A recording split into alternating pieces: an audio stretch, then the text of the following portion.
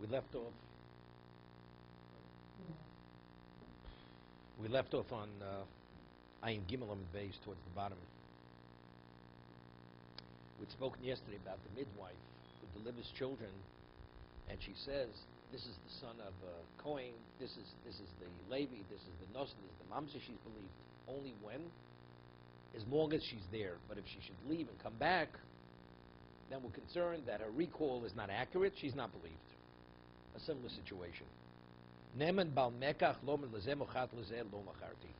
Person is a proprietor in a business, and two people, one of the two purchased something, and they're fighting who purchased it. So the bala mekach, the store owner, is believed to say, "I sold it to Ruvain. I did not sell it to Shimon." He's believed, even though he's an eid echod, right? He's an eid echod. We're talking about it's a monetary question. Ruvain claims it's mine. Shimon claims it's his. Who will settle the question? The seller. The seller is believed to say Ruvain, not to Shimon.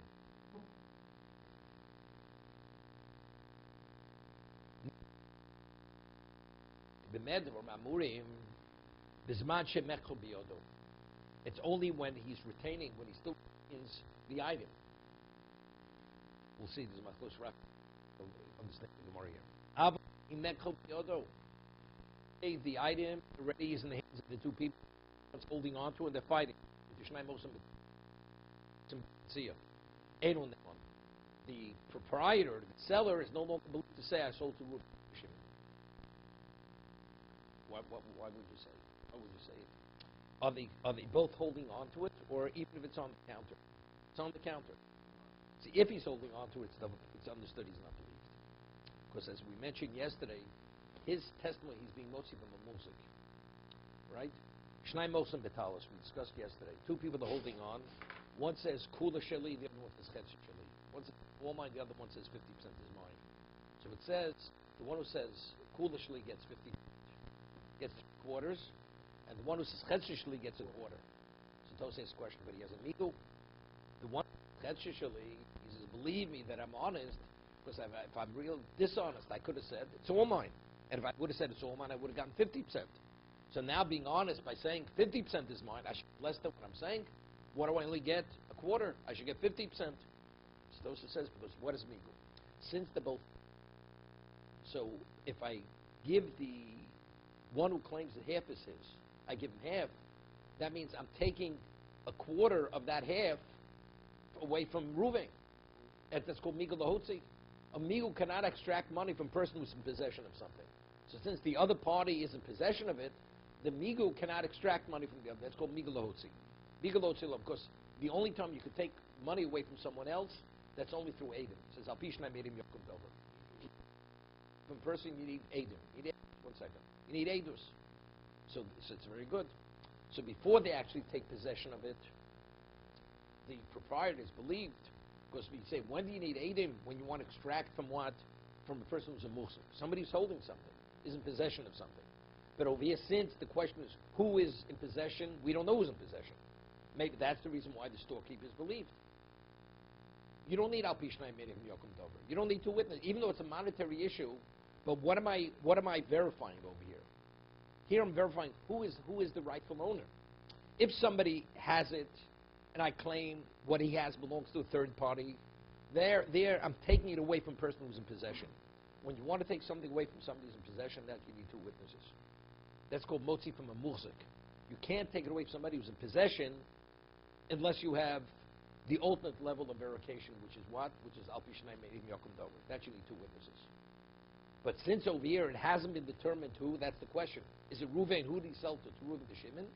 So as long as the recall of the seller is accurate, he's what? We believe him. We believe him. What I'm explaining that this is Rashi. This is the way Rashi understands it. Because Tosas has a problem with Rashi. Because Tosas says, so Rashi, why is he believed? Even though he claims and we say he's accurate, but it's Davar Shebemomon. For monetary issues, what do you need? You need two witnesses, right? You need Eidim. He's not an Eid. What do we believe? What do we believe the storekeeper? That's what we'll see. That's Rabbeinu Tam's question on Rashi. But the way Rashi learns, he says, since his mind, he still has an accurate recall of what happened, of the event that happened, he still remembers accurately who he sold it to. Okay? Two. Eid Echad could only be Mechayiv Shur by moment. Could only obligate one to swear. But in terms of taking possession, you need two witnesses.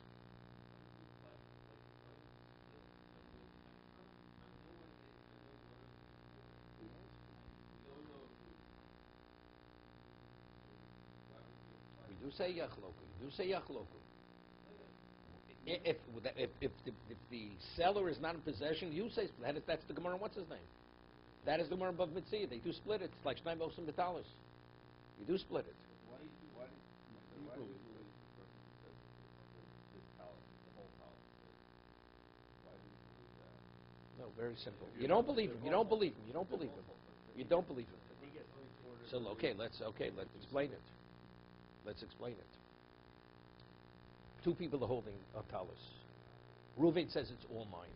All mine means all mine, and Shimon has nothing in it. Half is mine. So Shimon, half is mine. Although he's in possession of everything, he's making a statement that although I'm in possession, 50% of what I'm holding belongs to Reuven. So 50% is not a questioning. He has a self-admission. Half is Reuven's. So how much of the 100% is in question? 50%. So it's like 50% to Shnei Mosim. It's like they're both holding on to 50%. So what do you do when two people are holding on to 50%? You divide. So therefore one gets a quarter and the other one gets the quarter. 50% is not even the question. The other 50%, right? Because Shimon admitted that 50% belongs to Reuven. So which 50% is in question? The second 50%. So okay, so both of them, we can't resolve it. You can't resolve it. You divide. So each one gets a quarter of the second 50%. So one gets 3/4 and one gets a quarter. I understand that. I don't understand why is he penalized because he has a migu. He's not penalized because he has a migu. It's the other. The migu means nothing. It doesn't help him. The question is let him have a migu to help him to get 50%. The other way. The migu should secure his position, should get 50%. The answer is because since Reuven's holding on to that 50% as he's holding on to it, the migu was me extracting money from the person who's possession. To extract money from the person's possession, that you need witnesses. Migu doesn't have that level, that strength to extract money from someone. Without the migu, you get nothing. No. He's holding it. That's why he gets it. He's holding it. Let's say I'm in possession of something. Somebody says, what you're holding is mine. It means nothing, what you say. Possession is 100% of the law. 100%, not 99% of the law. Right? Muzik means it's mine. You claim it's yours, bring, something. Bring proof, then we'll talk about it. Migu is only to secure something. It's called migu laharzik. There's a tosis in Bava Basra. There's a migu. It's called migu di boy shosik.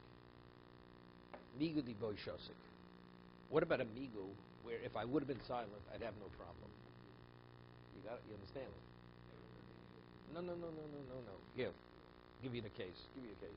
Migu di boy shosik. That means a migu I could have remained silent. What's the case? The case is I have a document. And Reuven has a document. It says in the document that he's the lender, Shimon's the borrower. And he comes, it's past the due date, paid out based on the date. You owe me the amount of money that says in the document. Okay? Shimon claims it's a forgery. It's a forgery. But it's a document. It's been certified that the signatures are authentic signatures. So you could scream bloody murder from now forever. It's a forgery, but I've substantiated it. It's not a forgery. So what's the law? Not a question. Reuven collects them with the document. Right? Not even a question. This Reuven goes over to the Dayan, to Rav Nachman, and says to Rav Nachman, he whispers in his ear. It's Gemara Bava Basra. He whispers, he says, you want to know the truth? It is a forgery. It is a forgery. But I originally had a document, went lost. So I went and I had hired a forger, accurate forgery, that you can't even tell the difference between the first document and the second document. And therefore, this is what it's about. Let's say he would have remained silent there. He had a substantiated, certified document that he'd be able to collect with that document. So that's what, if you live in shosek, if you live in silent, no problem. See, it's not you got to say something. See, the case we're talking about over here, believe me, 50% is mine, because I could have claimed 100%. So then you had to claim something. Here, by saying nothing, I come with the document, you owe me money, that's the end of the story. I would have collected. I have a substantiated, I have a certified document. So what's the migu? Believe me that I had a document originally which was an authentic document, but if I wanted to be dishonest, I would have remained silent. Did I have to tell you that the document that I have is a forgery? So therefore, Rav Nachman holds over there, even though it's a migu lahotzi, right? It's a migu lahotzi. Over there, the migu, because of the migu, he's extracting, because he admitted the document is a forgery. And despite the document being a forgery, he's collecting. How do you collect migu lahotzi lo amrinon? You can't extract money with a migu. The difference is there's a migu boy shosik. There the migu is if you would have remained silent. Remain silent, that's much more powerful. So firstly, you see from Tosus that when we say that migu cannot extract money, it's not because you have to have the verification of the ultimate, which is witnesses. Witnesses is the ultimate. You don't have to have the ultimate. Because if you need the ultimate, everybody agrees if you have a migu against Eidin. Let's say two witnesses would come and they would say the loan was paid or the man never borrowed money. You could have all the migus in the world. You're not going to collect money with that document, right? There's no way. So we see clearly, although migu doesn't have the strength of witnesses, but if it's a migu di boy shosik, you see, you could collect. According to one opinion in the Gemara, right? He could collect with the document, but the basis for collecting is migu. How do you collect? How do you extract money? And over there, you're extracting money from a muzik, because the man's going to have to pay on the document. It's a loan document. Okay? I brought up this because the last time David was here, we discussed this about 16 years ago. Okay. Okay. So,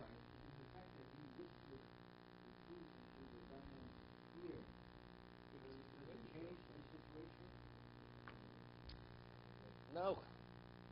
It's just telling us how it happened. It's not he openly said it's a forgery. He says, the truth is what the man has done is true.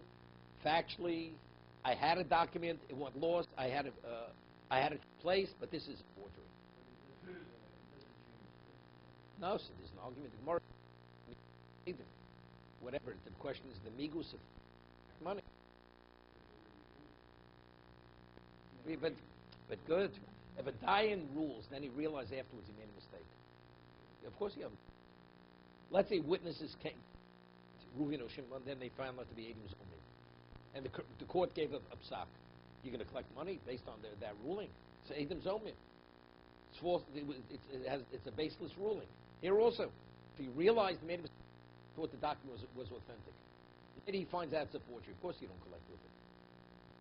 But migu, because the migu proves that there was originally another document, authentic document. So did the Dayan change his... It's a machlokas. It's a machlokas in the Gemara. It's an argument in the Gemara. Okay, let's get back to the Gemara here. So we're saying as long as the dayan, as long as the storekeeper has the object in his possession, he's believed. So you see over here, you're not being motzi from a musik. I'm explaining point to Rashi. Point to Rashi, who's in possession of the item? The storekeeper. Reuven claims he paid, Shimon says he paid. So the question is, it's only to verify who is the rightful owner. Well, let's say they'd be holding it, the two of them, and they're fighting over it, like Shnei Moshe B'Talus. And the storekeeper says, well, I remember it was Shimon and not Reuven. It wouldn't be believed. Wouldn't be believed. Why? But that's only seemingly if they're holding it. What about if it's on the counter? The storekeeper no longer has it in his possession, it's on the counter. Well, no. Or let's say he sent it, it's no longer, no, because we'll see in a moment. Because the Gemara says, as long as he's in control of it, and that seems to be, he has to be in control of it, then we say, because as Tosa cites, the Gemara says in the Hazov, that although we rule most konos, that payment is considered an acquisition on Torah level, rabbinically they revoked it to protect the buyer. Because if it would be his immediately, let's say something should happen afterwards, before the man delivers it to the buyer, the seller says, something's not my headache any longer. I was fully paid. It's not my issue any longer. So therefore, no, we're talking about onus. He's not going to do anything. He's a shamachinam. I got paid. I don't have to go out of my way. Let it burn. I got paid. It's not my loss. So the seller should not say, Shem Yisru Chitecha Ba'aliyah.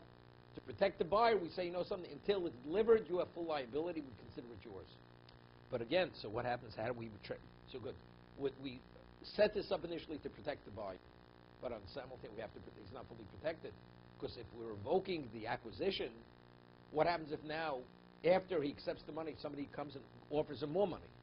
So the seller's going to what? Is going to want to renege on the sale. He's not going to want to sell it.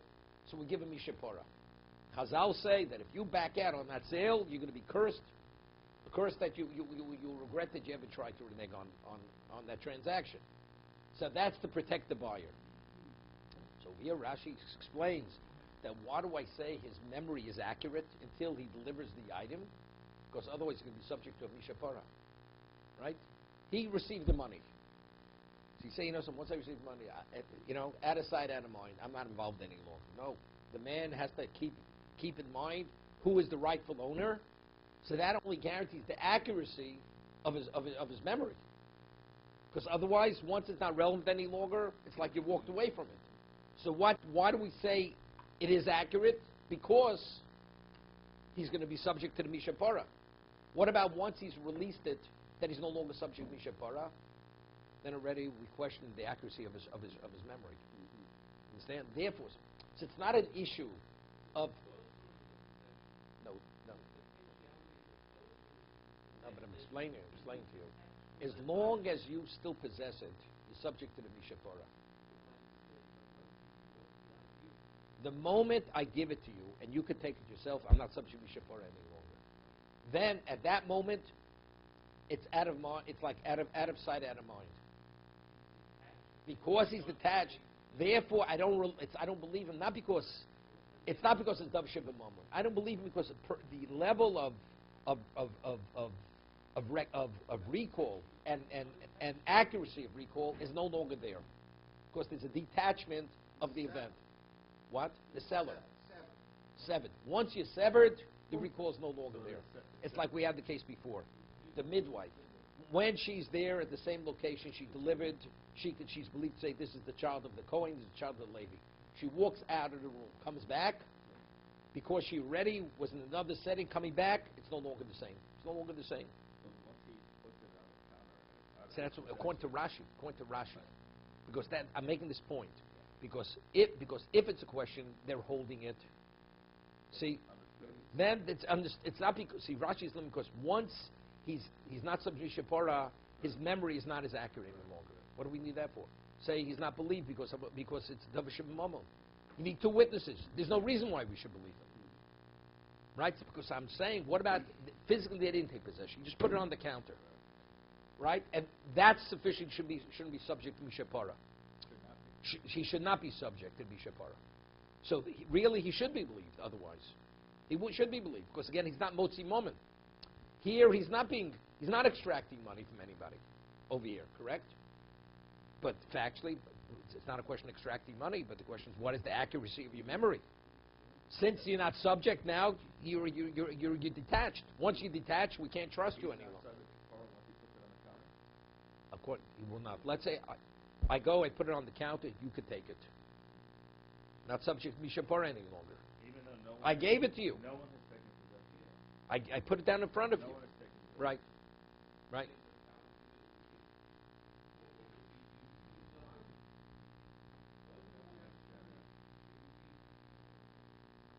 We say Mitalmid Yosim Kulam.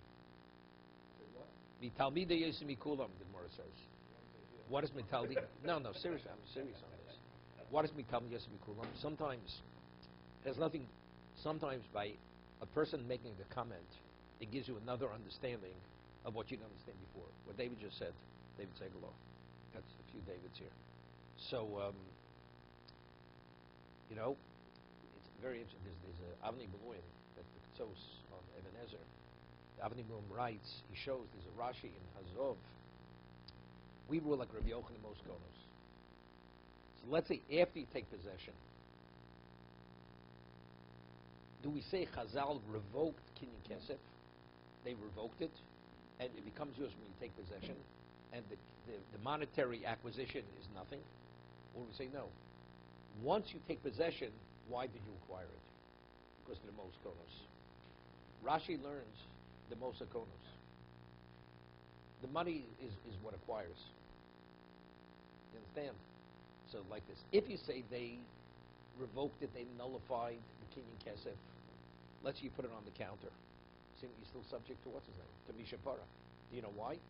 Because if you wouldn't be subject to Mishapara, you could sell it to someone else. Because it belongs to you. People did not acquire it yet. The rights you didn't acquire it, even though it's with your ability to acquire it. You didn't acquire it. But if I say kinyan kesef is a kinyan kesef, and I've put in a position where you just have to pick it up. In that situation, maybe Rashi holds it's yours. You're no longer subject to Mishapara. You understand? That's the difference. According to Tosfos and the other Rishonim, when they annulled the kinyan kesef, it's like it never was. It's like the Torah never said you could acquire with kesef.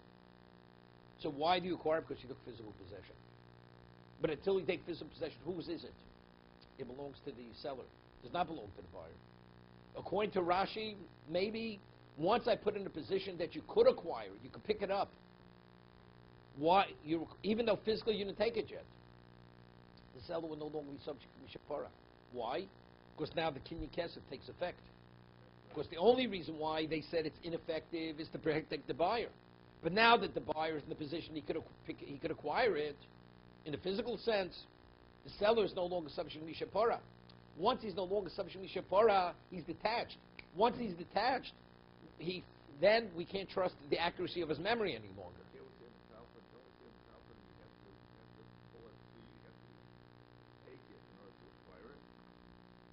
So we're saying Chiddush going to Rashi. What about dealing with this gray area? He's about, but he didn't do it yet. See, normally when you talk about Mishichas Koneh, you take it, or whether it's Hagbah, because that's the usual situation. You pay, now you take it. Here we have an unusual case. He paid, he gave it, all of a sudden now another person claims he bought it, and they're fighting over it.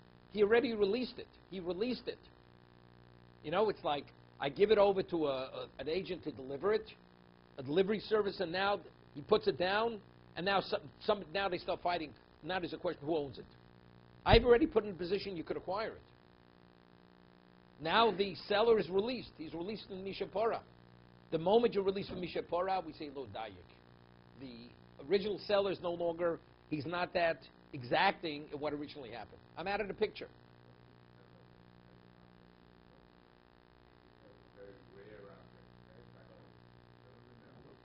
No, that's a low flow. We don't make any differentiation. You never know. You never know.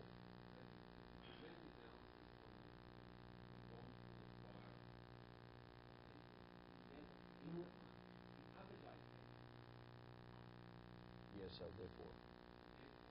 Well, the Gemara's going to wait. The Gemara's going to ask a question in a minute. Even though he released it, but since only one of them paid the money, he should remember because of the one who paid the money. The Gemara's going to answer they both paid the money. That's going to be the Gemara's answer. They both paid. So now, as a result of that, he's really confused. But if he's in physical possession, because there is a Mishapara issue, regardless whether they both put the money down or not, it's irrelevant. He remembers. Once he releases it, he's not something Mishapara, because they both put down the money, now he doesn't recall. What? Oh, of course it's only one. Right, exactly. Correct, of course.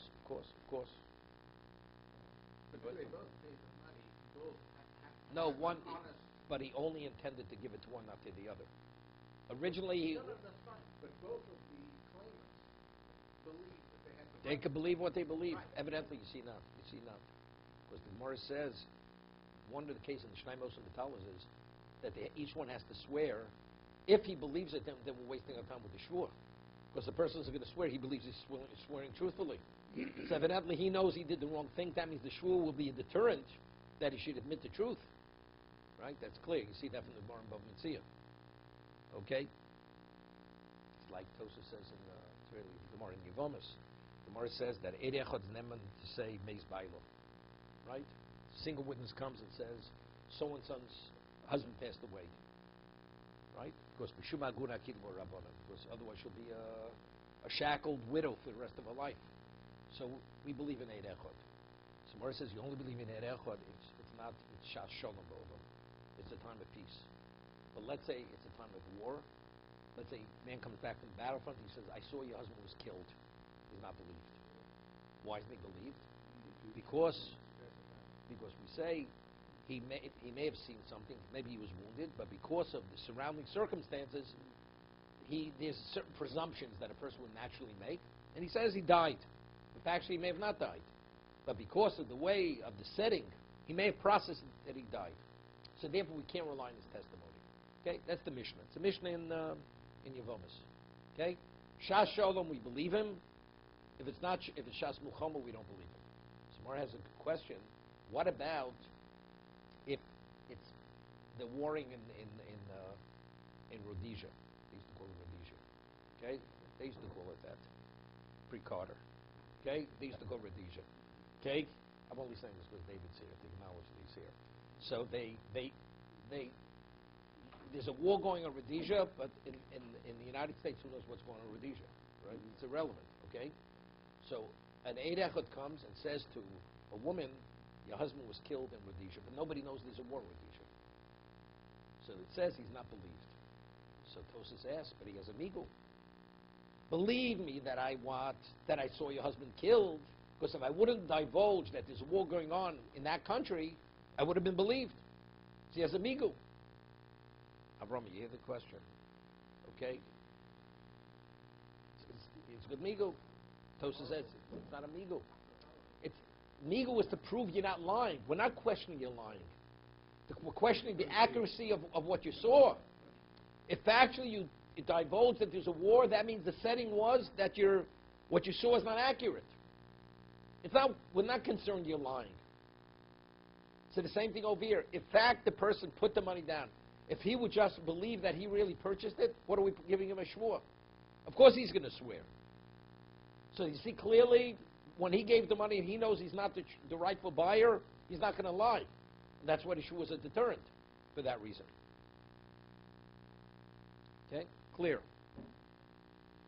So the Gemara asks the question, what do we say once he releases it? The seller, he's not believed any longer. Seemingly he took money from one of them, right? Let's say we took money from, because that's the one he's obligated to give the object to. So therefore he's still attached. He still hasn't severed himself from the transaction. Of course he has to make good on the delivery. Both of them put money. He took money from both of them. Hear this? He said, he openly admits, says two of them put money down. One I agreed to sell to, the other one I didn't, and the other one forced himself on me, and he put money. That's the v'lo yadia. Now there's a question what v'lo yadia means. He doesn't know, or we don't know. So Rashi says lo yadia, ein yodua lanu. It's not known to us. It's not known to the. Once he reveals that fact, he took money from both of them, and he doesn't remember. And he says, one I agreed to sell, did not. And we don't know.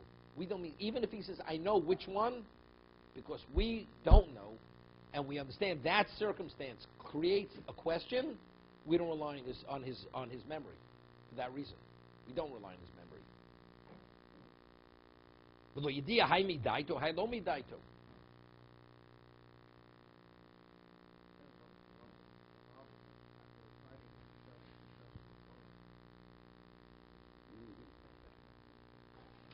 Yeah.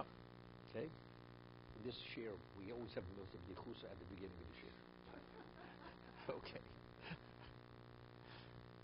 Okay. You know, it's interesting. The Gemara says about Basra that a person wants to purchase something, and the seller says, "I'm not interested in selling it." He says, "But I'm willing to pay." He says, "It's not for sale." And the man takes the man. He locks him in a room. He says, "You know something? Until you consent to sell it to me, you're not coming out of the room for the rest of your life." So the person says, "Rotzani." I'm agreeable to sell it to you.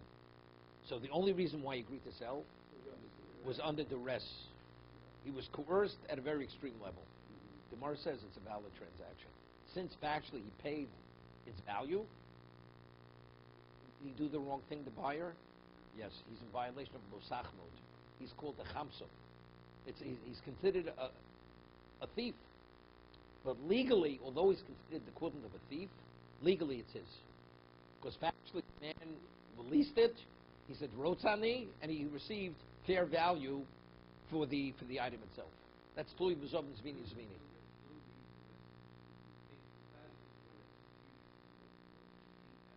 Because he forced him to agree.